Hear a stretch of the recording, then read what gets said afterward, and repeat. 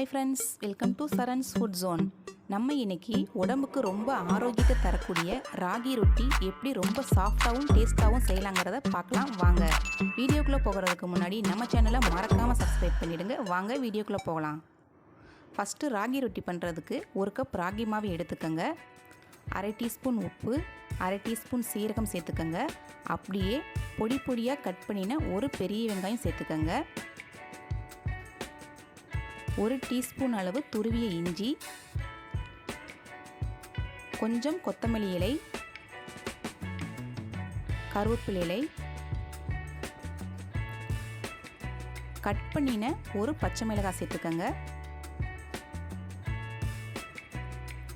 1 கேரட்டை சீவி எடுத்திருக்கேன், அதை இதில் சேர்த்துடலாம்.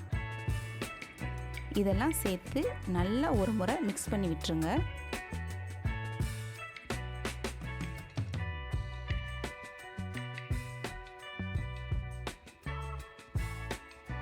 இப்போது 1 கப் ராகி மாவுக்கு 1/2 கப் அளவு தண்ணி சரியாக இருக்கும். சுடுதண்ணி சேர்த்துக்கோங்க. ஃபஸ்ட்டு கரண்டியில் கலந்து விட்டுருங்க. அதுக்கப்புறமா கையில் பிசைஞ்சு விடுங்க. ஏன்னா சுடுதண்ணி ஊற்றும் போது கை சுற்றும். அதனால தான் நீங்கள் சுடுதண்ணி சேர்க்கும் பொழுது ராகி ரொட்டி ரொம்ப சாஃப்டாக வரும்.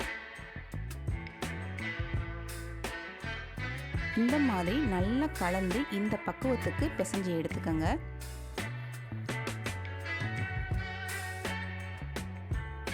இப்போது ஒரு வாழை இலை எடுத்து அது மேலே நல்லா எண்ணெய் தடவி விட்டுருங்க.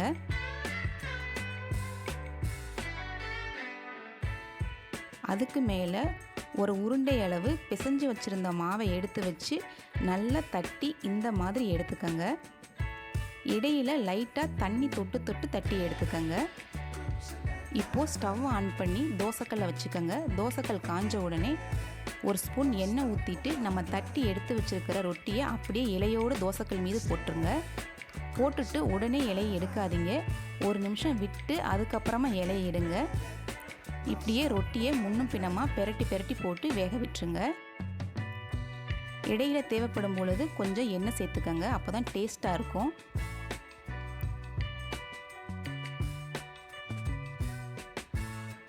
இப்போ இது நல்லா வெந்துருச்சு. இதை வேறு ஒரு பிளேட்டுக்கு நம்ம மாற்றிடலாம். அடுத்து இன்னொரு ரொட்டியும் நம்ம போட்டு எடுத்துடலாங்க. இதையும் அதே மாதிரி போட்டு எடுத்துக்கோங்க.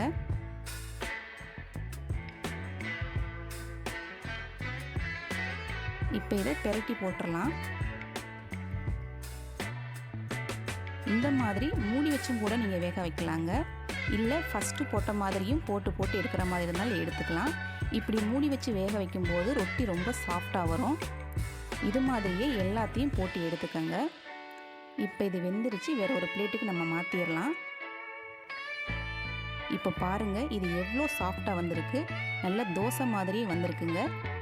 நீங்களும் இதே மாதிரி ட்ரை பண்ணி பார்த்துட்டு எப்படி இருக்குன்னு கமெண்ட் பண்ணுங்கள்.